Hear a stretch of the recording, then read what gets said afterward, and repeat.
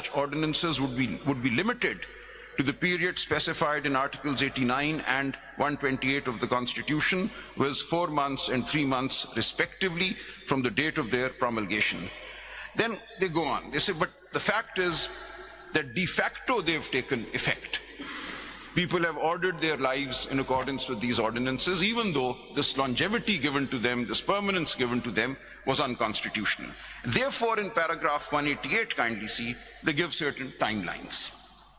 In the light of the above, the question of validation of such ordinances would be required to be decided by the Parliament or the concerned provincial assemblies. However, the period of 4 months and 3 months mentioned respectively in Articles 89 and 128 of the Constitution would be deemed to commence from the date of the short order passed in this case on 31st July 2009, and steps may be taken to lay such ordinances before the Parliament or the respective provincial assemblies in accordance with law during the aforesaid periods. So they have derived a timeline by basing it on a provision of the law, but deriving a principle out of that law, deriving guidance out of that stated position in the Constitution. There is nothing, no law says that if an ordinance is unconstitutionally prolonged, if its tenure is unconstitutionally prolonged, there is no law which takes care of that situation.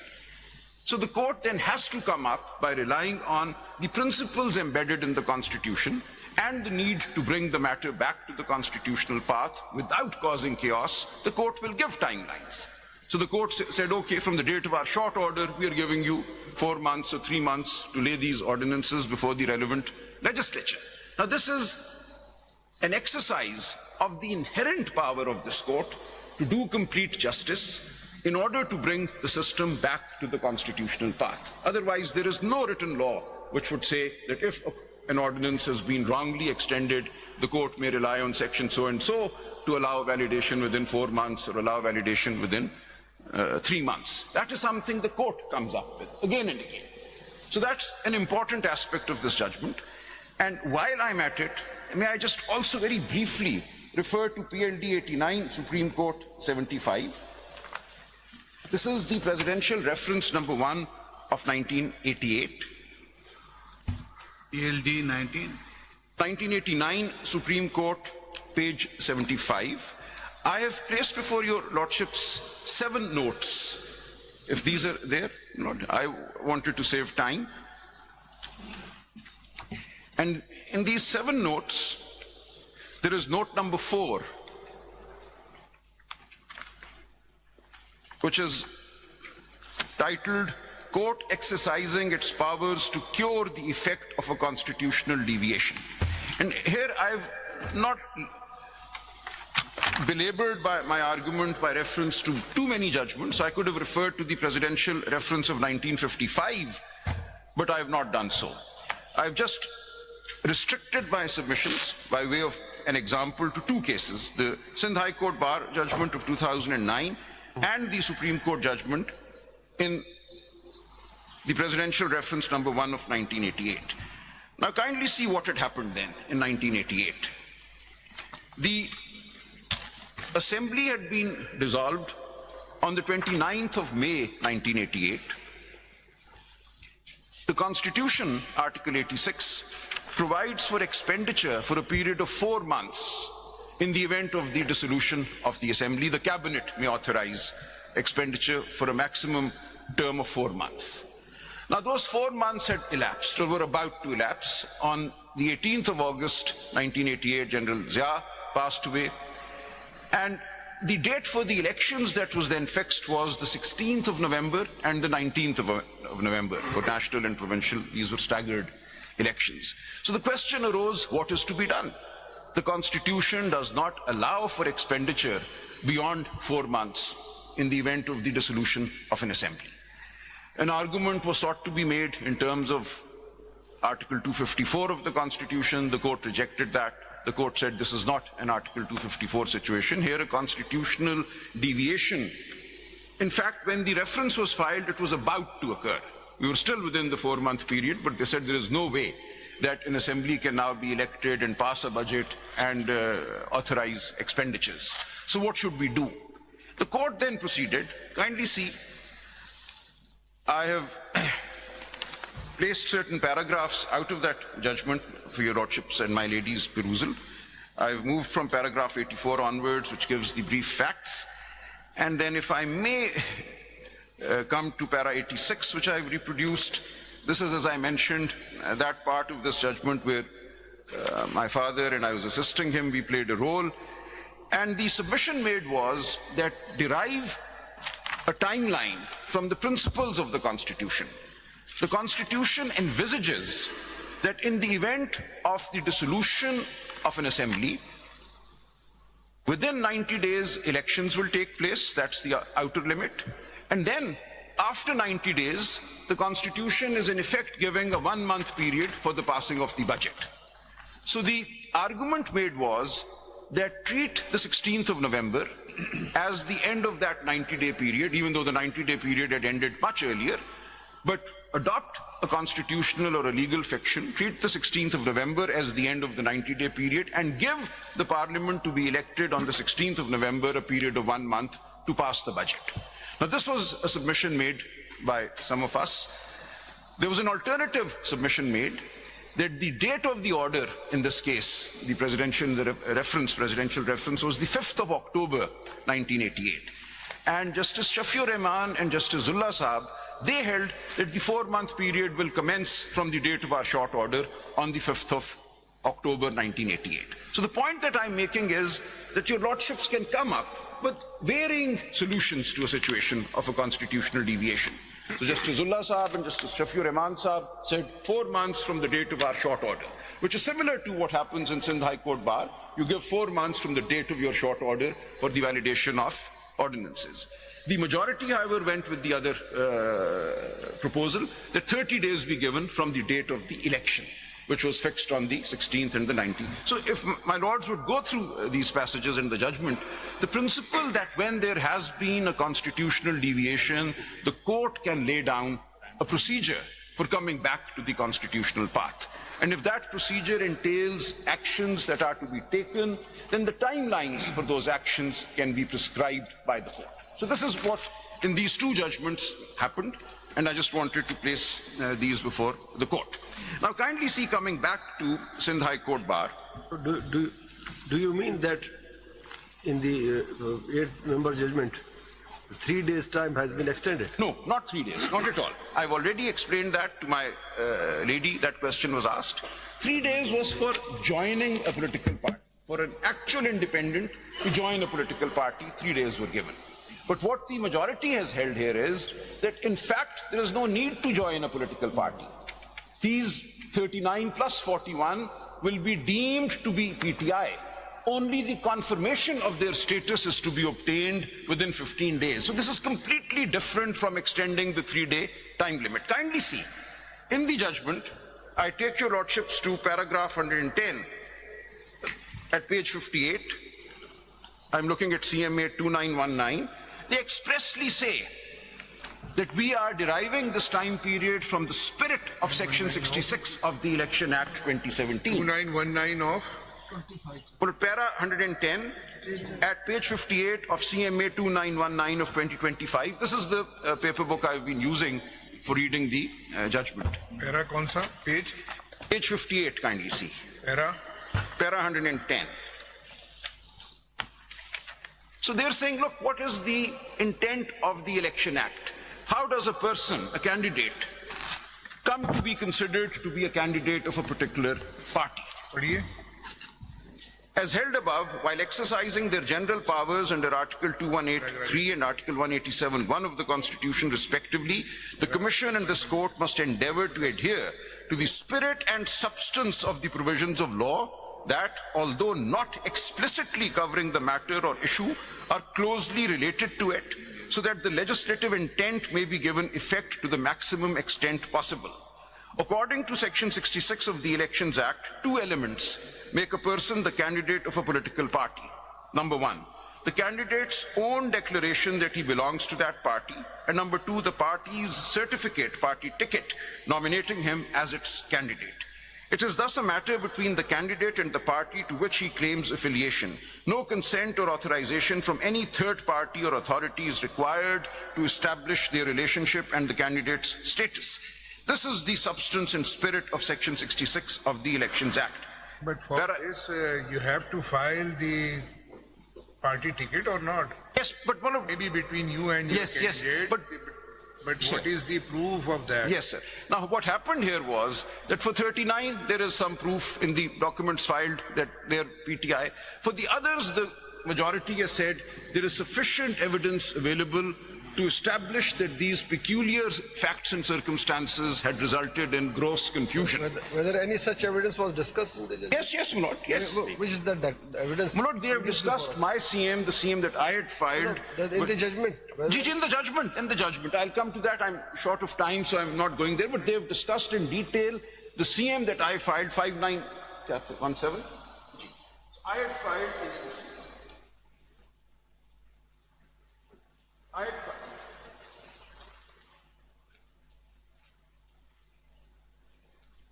I had filed CMA 5913 on behalf of PTI and Barrister Gohar Khan. That CM is discussed in great detail at various points in this judgment, but even if we leave that to aside, in paragraph 96, the court has taken note of the fact that the explanation to Rule 94 had in effect, as framed by the Election Commission in terms of Section 239 of the Elections Act, and as applied through its various orders, including the order in my case, which is Para 96 of the the judgment. para 96 may, they give the facts that they are relying on, and I had submitted these facts have not been challenged. So this is the factual premise of the judgment, and nobody has challenged these. पढ़ तो दीजिए जी, ना जरा। Sir फिर मैं थोड़ा आगे चला जाऊंगा कोई इससे। नहीं, आप आगे चले ओके, जाइए, वेरी आप काइंड पढ़ सर, लीजिए। Very kind. मैंने जो अपना बजट किया था उसमें ये नहीं था शामिल, बट मैं ये पढ़ देता हूँ, आपका हुक्म है। In the present case, as discussed and determined above, the unlawful acts and omissions of the returning officers and the Commission, which have caused confusion and prejudice to PTI, its candidates, and the electorate who voted for PTI are numerous and include the following. So include, this is not an exhaustive list, and they've come to the conclusion that confusion and prejudice to PTI was indeed caused. So this is the factual finding. And what are some of the facts that they rely on? The wrong omission to clarify in its order dated 22nd December 2023 by the Commission that PTI is an enlisted and functioning political party, notwithstanding the rejection of its intra-party elections and non-allocation of an election symbol. 2.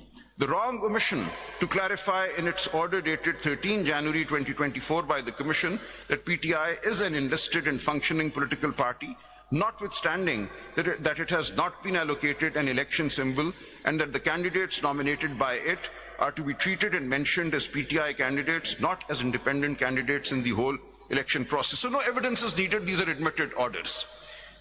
Then 3, wrongly numbered 2, the wrong mentioning of the status of PTI candidates by the returning officers as independent candidates in the list of contesting candidates, Form 33.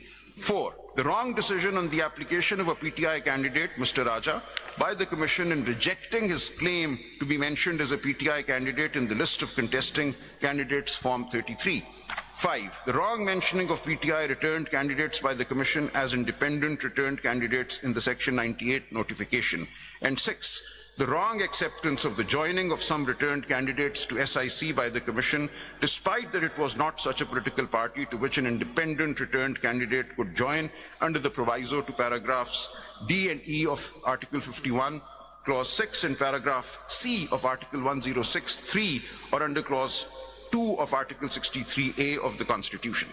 In addition to the above, the making of an unconstitutional rule, i.e. the explanation to Rule 94 of the election rules by the Commission, which disentitles a political party to which an election symbol is not allotted from the allocation of reserved seats, despite its winning the general seats, also contributed to causing confusion and prejudice to PTI, its candidates, and the electorate.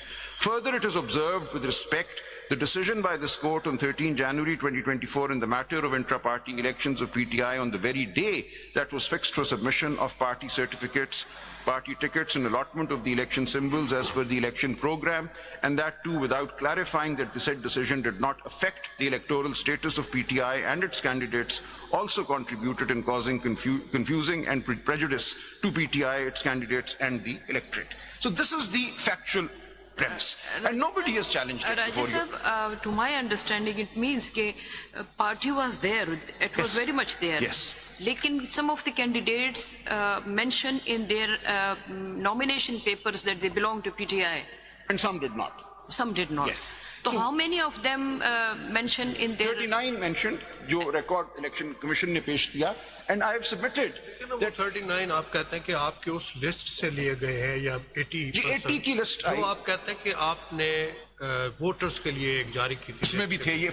वो देखिए ना, that is not the record और the evidence before the So it was, I filed it, sir. कह रहे हैं कि admitted position या undisputed sir वो मैंने फाइल की है, that is nobody की होगी disputed file? that. I filed that list with my CM 5917. सैकड़ों डॉक्यूमेंट आप फाइल कर सकते सर, वो हैं, हुआ- आपको कोई नहीं रोक सकता उनसे। सर लेकिन उसको नहीं सर, मैंने उसका हवाला भी दिया, मैंने बिल्कुल दिया होगा सर वो मौजूद था रिकॉर्ड पे, ये देखिए। वो आपकी देखे ना, वो आपका एक प्राइवेट रिकॉर्ड है ऑफ प्राइवेट नहीं है सर, कोर्ट में फाइल किया मैंने 25 जून को। जिससे अगर पहले आप 41 अफराद जो इंडिपेंडेंट थे, अगर उनके एफिडेविट फाइल कर देते तो भी कोई बात होती, वो तो कोई ना नहीं सर, ये होता। अब सर मैं भी अर्ज कर रहा देखिए हूँ, ना, यही बात जी। क्वेश्चन यही है इसमें कि where the constitutional deviation is, क्या सर, हुआ यूं- जजमेंट के जरिए डेविएशन नहीं सर, नहीं। या इलेक्शन कमीशन ने डेविएशन। deviation होती है through explanation to rule 94. Actually that is the prime deviation here. No, before that, you are referring only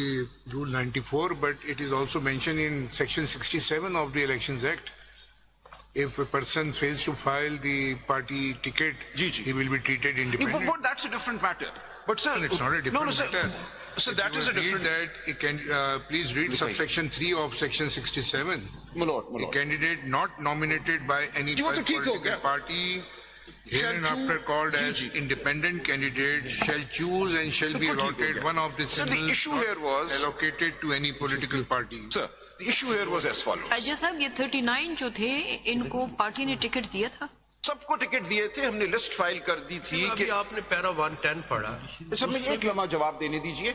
This is Salman साहब, एक ये बात बताएं कि इसमें जब पार्टी ने कोई इनिशिएटिव लिया, जब पार्टी टिकट्स इन्होंने इंडिपेंडेंट डिक्लेयर करा इनको कैंडिडेट्स को, 41 कैंडिडेट्स को, तो पार्टी ने कोई इनिशिएटिव लिया इस बात पे कि I challenged everything.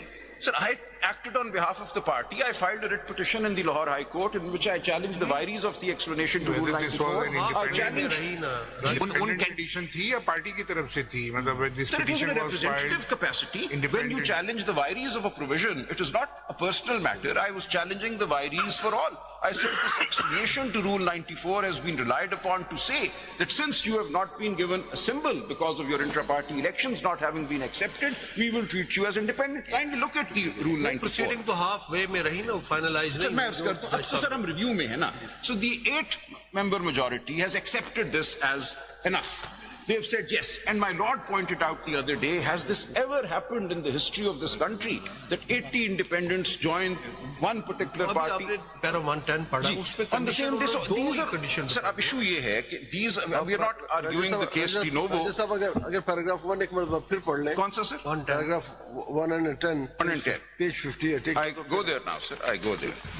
this is the criteria. TG, I go there. According to centre से ही पढ़ने, according to section 66 of G, G. Election act. As held above, मैं एक minute, sir, while exercising their general powers under Article 2183 and Article 187(1) of the Constitution respectively, the Commission and this Court must endeavour to adhere to the spirit and substance of the provisions of law that, although not explicitly covering the matter or issue, are closely related to it, so that the legislative intent may be given effect to the maximum extent possible.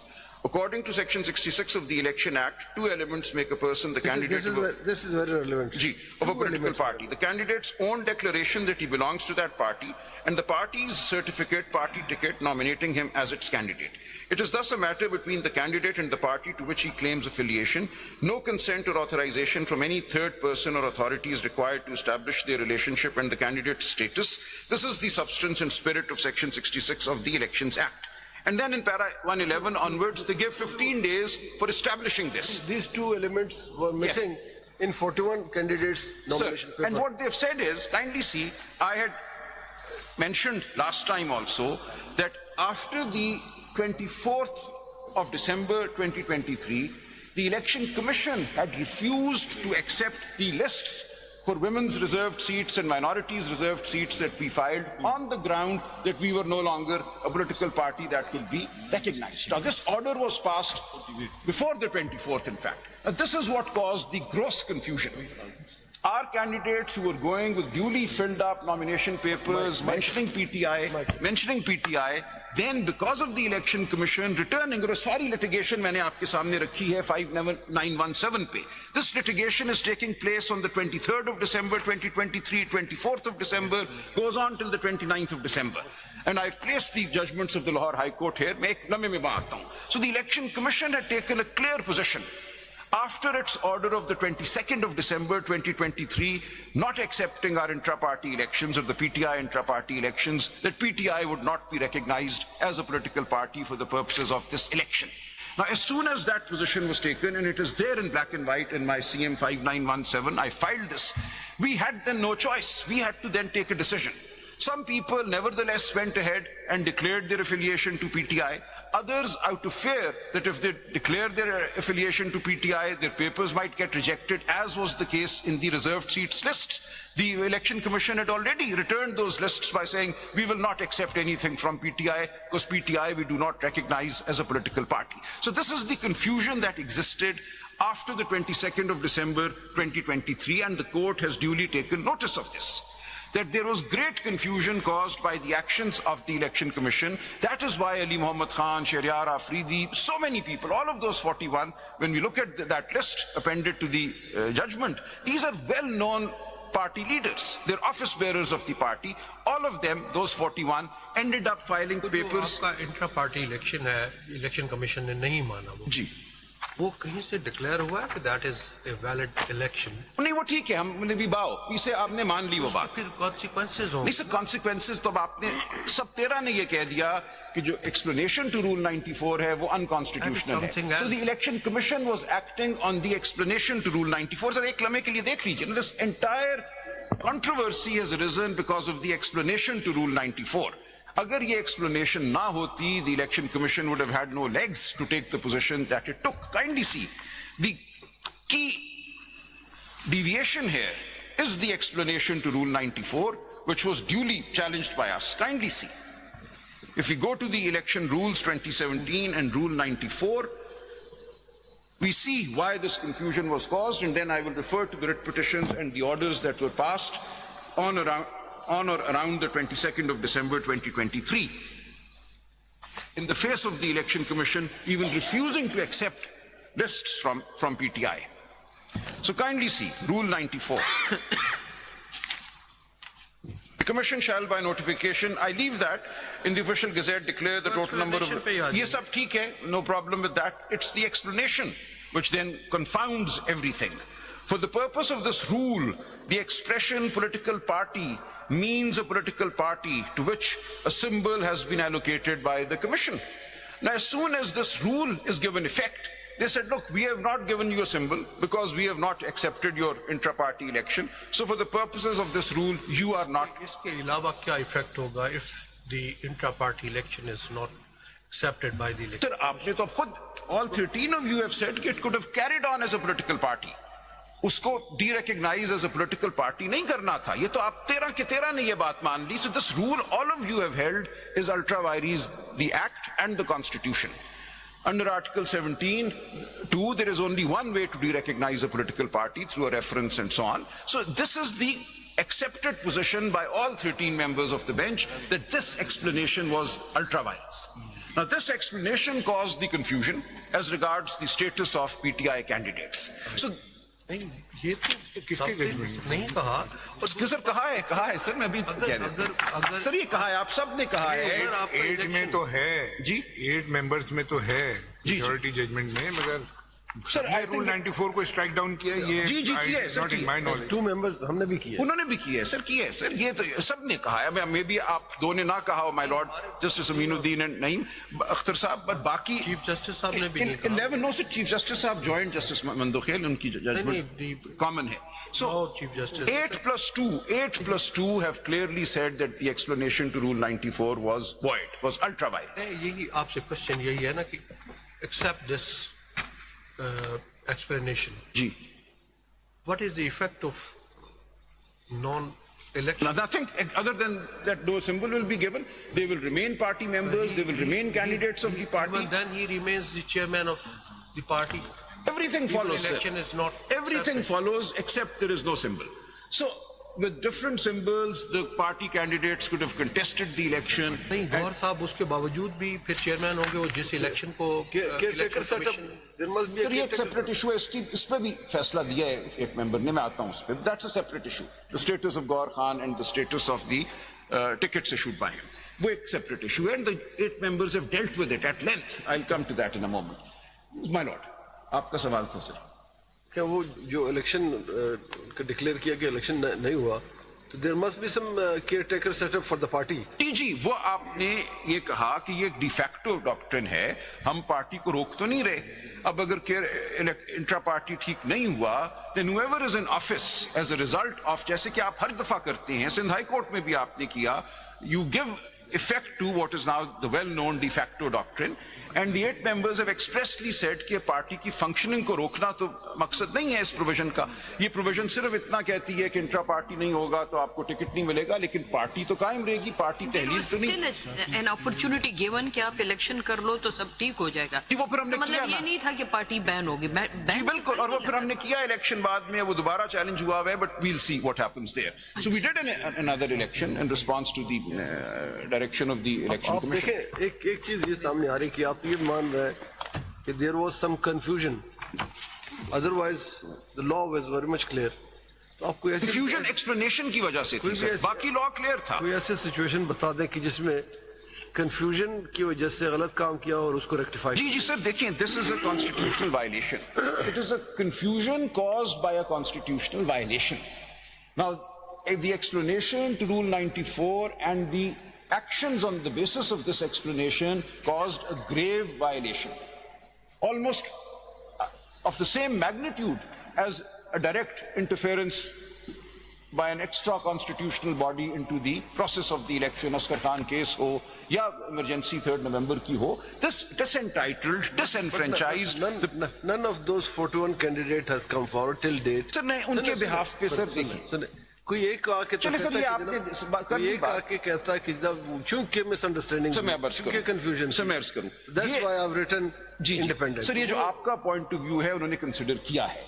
There is a paragraph which says कि we conferred among ourselves, आपका point of view यही था तब भी, और 8 member का ये था कि नहीं, यहां अब बिल्कुल ये रिट लार्ज है, हमें इंडिविजुअल एफिडेविट्स की जरूरत नहीं है। This is a fact of which we can take judicial notice that because of this explanation, ये जो मैंने मटेरियल फाइल किया 5917 में, मैं तेजी से बयान करता गया था, एक्सप्लेन मैंने क्या फाइल की है, kindly C, if my Lord's will just look at what I had filed with CM 59